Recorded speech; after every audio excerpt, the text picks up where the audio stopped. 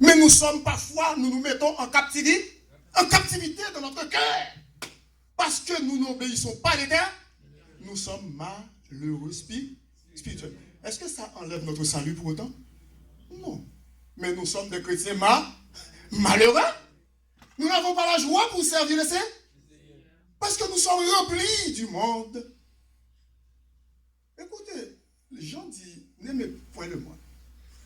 Ni les choses qui sont dans le monde. Si quelqu'un aime le monde, l'amour du Père n'est point dans nous. Mais si on n'a pas l'amour du Père dans nous, écoute, on est malheureux.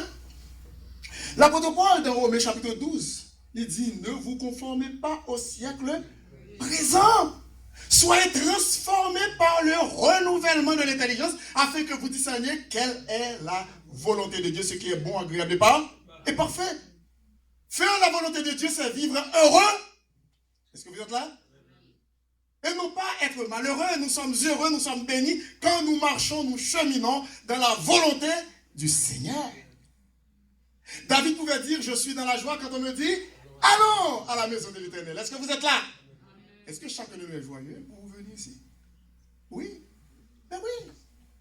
Après cette semaine de fatigue, de dur labeur, écoute, recrue de fatigue, ben, écoute, c'est tout à fait normal que dans la présence du Seigneur, on veut à jamais nous retrouver là, dans sa présence. Et pour goûter ses bienfaits, son bonheur parfait. Mais les enfants d'Israël s'en foutaient. Pourtant, dans le désert, les enfants d'Israël se comportaient comme un enfant qui aimait son père. Comme une épouse qui aimait son époux, son mari. Dieu l'avait dit. Ben oui, il l'avait dit, regardez. Et si que nous regardons au chapitre, est-ce que c'est aussi le même, chapitre 2? Écoutez, ici il dit, au chapitre 2, est-ce que chapitre 2? Et on va regarder ici dans le chapitre 2. Verset 2. Il dit, la parole de l'Éternel me fut adressée en ces mots. Il dit, va, écris. Écoutez, va, écris aux oreilles de Jérusalem, ça veut dire aux habitants de Jérusalem, ainsi par l'Éternel. Je me souviens de ton amour lorsque tu étais jeune, de ton affection lorsque tu étais fiancé. Lorsque tu étais fiancé. Alors, lorsqu'on dit fiancé, eh bien, vous savez bien qu'est-ce qu'il voulait dire. Quand tu me suivais au désert,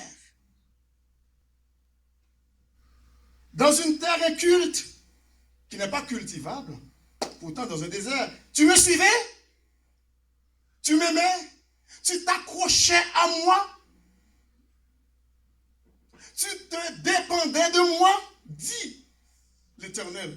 Mais maintenant, écoute, vous êtes dans la terre promise, écoute, là, vous faites à vos têtes, vous ne voulez plus de moi, comme des gens qui ont laissé le pays natal, et puis dans les besoins, et puis qui arrivent ici, et puis finalement, ils ont oublié l'Éternel. C'est ce reproche que Dieu a adressé aux enfants d'Israël.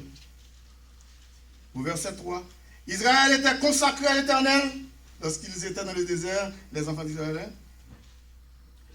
Il dit, il était la prémisse, Israël était la prémisse de son revenu. Tous ceux qui en mangeaient se rendaient coupables et le malheur fondait sur eux, dit l'Éternel. Au verset 4, il dit, écoutez la parole de l'Éternel, maison de Jacob, et vous toute famille de la maison d'Israël. Ainsi parle l'Éternel. Quelle iniquité, écoutez, au verset 5, vos pères ont-ils trouvé en moi? Est-ce que nous avons trouvé de l'iniquité en Dieu? Hein? Est-ce que nous avons trouvé de l'iniquité en Dieu, du péché en Dieu? Non. Mais pourquoi nous ne voulons pas le servir? Est-ce que Dieu nous a fait défaut? Non. Mais pourquoi nous ne voulons pas le servir? Ici, Dieu faisait des reproches à Israël. Ainsi parle au verset 5, ainsi parle l'Éternel.